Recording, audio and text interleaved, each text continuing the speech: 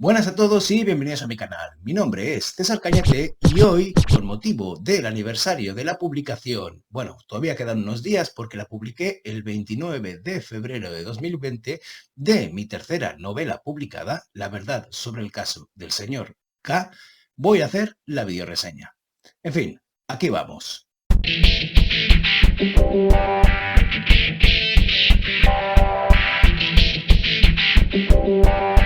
Dejadme que para esta reseña, y porque pienso que no hay nada peor para la credibilidad de uno mismo que hablar en términos elogiosos sobre tu propia obra, que a partir de ahora haga un pequeño desdoblamiento y hable de esta novela como hablaría de cualquiera de las que no he escrito. Dicho esto, y como siempre, dejadme que empiece por lo del principio, es decir, por el título. La verdad sobre el caso del señor K se inscribe en ya una tradición centenaria desde que Edgar Allan Poe publicara en 1845 su relato The Facts in the Case of Mr. Valdemar, que en español se tradujo con el título La verdad sobre el caso del señor Valdemar. En este relato de género fantástico clásico se lleva a cabo un experimento sobre la persona del señor Valdemar, que no es otro que hipnotizarlo en el momento justo de su muerte, quedando a resultas de dicho experimento ni vivo ni muerto por un periodo de más o menos 6 meses. Cuando ya se cansan de tener al pobre hombre como un zombi durante todo ese tiempo, deciden despertarlo. Y entonces, en ese momento exacto, en pocos segundos, el tiempo que había permanecido congelado desde que fue hipnotizado hasta el momento en que ha sido despertado, lo alcanza y el proceso de descomposición convierte a ese pobre hombre que no estaba ni vivo ni muerto en un montón de huesos humeantes. Un auténtico asquito, vamos. Después, siguiendo esta tradición de título repetido, saltamos a la novela o la primera novela de Eduardo Mendoza que publicó en 1975 y que no es otra que La verdad sobre el caso Savolta.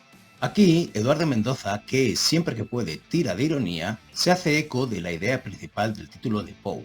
No hay ninguna verdad en su ficción, y anunciar en su título que la va a haber es una pequeña mentira de escritor. Me imagino la cara de Eduardo Mendoza cuando vea a su lector dándose cuenta de la ironía que significa que en su título no hay nada de verdad. Y finalmente llego al que quizá en nuestros días es el más célebre de esta serie de novelas que tiran del título de Edgar Allan Poe, que no es otro que La verdad sobre el caso de Harry Quebert, de Joel Dicker, en el que no hay ni un atisbo de la ironía que mostraban los dos títulos anteriores. Y que en cierta manera traiciona el título original porque en su ficción sí que nos va a mostrar la verdad de sus personajes, la verdad de la ficción que van a experimentar todos sus personajes y la historia que nos va a contar. Este título en Harry Quebert no pretende jugar con sus lectores y es más como un elefante en una cacharrería. Mucho ruido, mucho efectismo y poco respeto, ya sea por desconocimiento o simplemente porque el autor decidió que quedaba súper bien decir que en su título iba a hablar de una verdad. Me consta que la elección de este título para esta novela conllevó un debate, ya que si bien era imposible que los lectores no vieran una relación directa con el bestseller de Dicker, no era menos imposible desligar el relato de Poe de la trama interna de esta historia y de uno de sus protagonistas, que es el que al final se va a llevar el gato al agua con el título. Y es que la intrahistoria de esta novela tiene que ver con la fantasía. Esa fantasía que reinó como género literario durante el siglo XIX y de la que Poe es uno de sus grandes exponentes. Una fantasía que expone hechos que pueden ser y no ser, que tienen dos explicaciones. Una racional, que cabe en nuestro mundo pero que se nos escapa, y otra que se salta las leyes de lo que conocemos y que se enmarca en algo que se escapa de la racionalidad y entra en la magia, en la fantasía. Como un gato de Schrödinger que nunca sabremos si está vivo o está muerto hasta que abramos la caja. Y aunque la abramos, todavía nos preguntaremos qué es lo que lo ha matado. Pues bien, la verdad sobre el caso del señor K empieza ya en el prólogo planteando una posible dualidad con el hallazgo por parte de unos operarios del servicio de recogidas de plásticos de la ciudad de Barcelona de una pierna amputada en uno de sus contenedores de reciclaje. ¿De dónde ha salido? ¿Estará vivo el dueño? ¿Estará muerto? A partir de ahí se despliega una historia en 3 partes que recupera algunos de los antiguos protagonistas de las anteriores novelas, como podría ser Care Bommel o Victor Aliot o incluso Marta Biloki o Pucho, pero también nos presenta nuevos protagonistas como son los hermanos Jan y Paul Casademun. Es importante para el lector que se adentra en la historia saber que estos protagonistas, cada uno de ellos tiene un peso específico. tiene un rol importante que va a jugar durante la ficción y que eso la aleja un poco, un tanto, de los rasgos clásicos de la novela negra tradicional, porque en esta normalmente tenemos un solo personaje que es el protagonista absoluto, alrededor del cual giran el resto de personajes que estarán más o menos dibujados, tendrán una profundidad psicológica mayor o menor, pero será el protagonista el que realmente sea el motor de la historia, el motor de la trama. En este caso, en La verdad sobre el caso del Sr. K, esto no es así, como tampoco lo era ni en Máscaras ni en Hijos de una violencia sutil, ya que me consta que el autor quiso romper los esquemas clásicos de la novela negra y plantear nuevos caminos de contar una historia inscrita en el género negro, pero de una manera diferente y un poquito más original.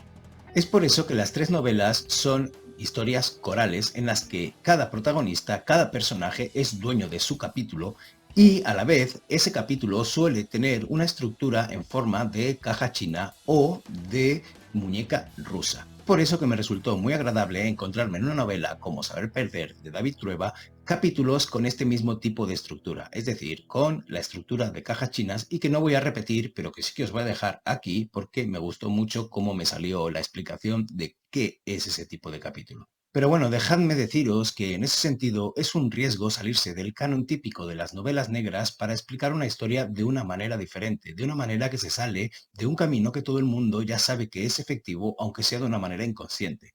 Porque puede que los lectores que van buscando este tipo de historias no se sientan cómodos cuando nos explican dentro de ese canon. Y os diré más, en las novelas de ese autor no empiezan nunca con un asesinato en la primera escena. No, lo siento. Pero, ¿qué le vamos a hacer? No sé, ¿qué tiene de divertido calcar estructuras que sabes que funcionan en lugar de buscar otras y explorar posibilidades que puedan funcionar? ¿No es mejor explorar nuevas posibilidades e intentar encontrar nuevos caminos? Y en ese sentido, esta novela, sobre todo La verdad sobre el caso del señor K, no solo es diferente porque sea una novela coral, donde los personajes tienen ese peso del que os hablaba, sino también porque su estructura no es lineal. ¿Y qué quiere decir esto? Quiere decir, por ejemplo, que cuando llegues al capítulo 5, te darás cuenta de que lo que se está explicando en ese momento está posicionado dentro de la línea temporal de la historia antes, quizá, que el capítulo primero. Y sin embargo, no te vas a perder porque al final las piezas acaban encajando. Por otro lado, tampoco vas a encontrar una homogeneización en el uso del tiempo verbal, que se va a ir alternando entre el uso del presente y el uso del pasado según qué capítulo y según lo que el autor ha querido utilizar para ralentizar o acelerar el ritmo de una manera que sea más íntimo o menos íntimo para contar al lector de una manera que se pueda sentir más cercano o más alejado a los personajes, que son dueños del capítulo en cuestión. De esta manera está todo centrado para que el lector se pueda adentrar en la mente de esos personajes, que pueda conocerlos íntimamente y que pueda verlos con sus conflictos internos, con su manera de pensar, con su cara buena, con su cara amable y con su cara oscura, con su cara siniestra. Es por eso que encontrará mayor afinidad con unos personajes o con otros, pero en todos podrá reconocer un atisbo de persona real, de ente autónomo con su propia personalidad y con una problemática real para la que el personaje habrá desarrollado una respuesta tanto sea positiva o sea negativa. Por eso no encontraréis ni en esta novela ni en sus predecesoras un mal endémico que parece haberse instalado en lo que ahora es el canon de la novela negra. El malo superhéroe, el malo omnipresente y omnipotente que todo lo puede.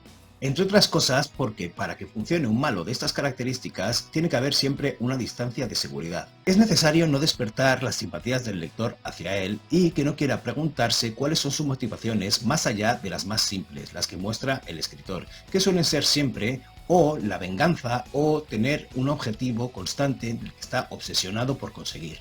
Y así es fácil convertirlo en malo, y no en una persona que podríamos ser cualquiera de nosotros después de haber tomado una mala decisión o de haber sufrido algo muy traumático.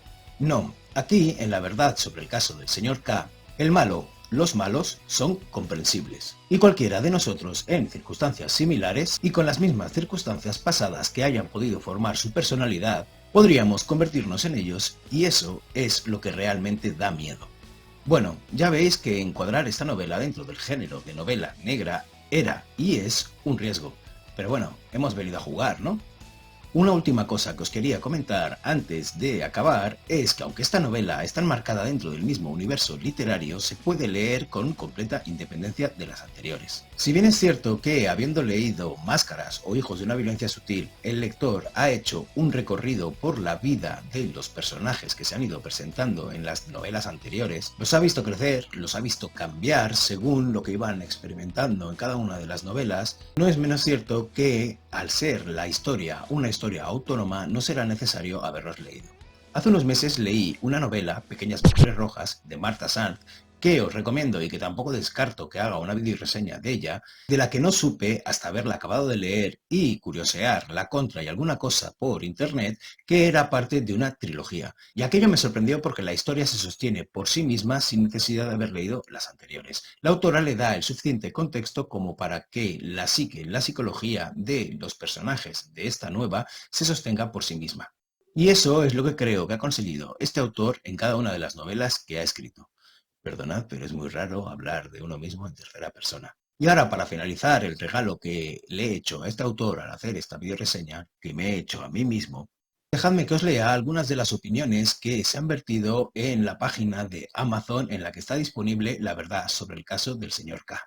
La verdad sobre el caso del señor K presenta un amplio recorrido por los diferentes planos de la existencia del hombre.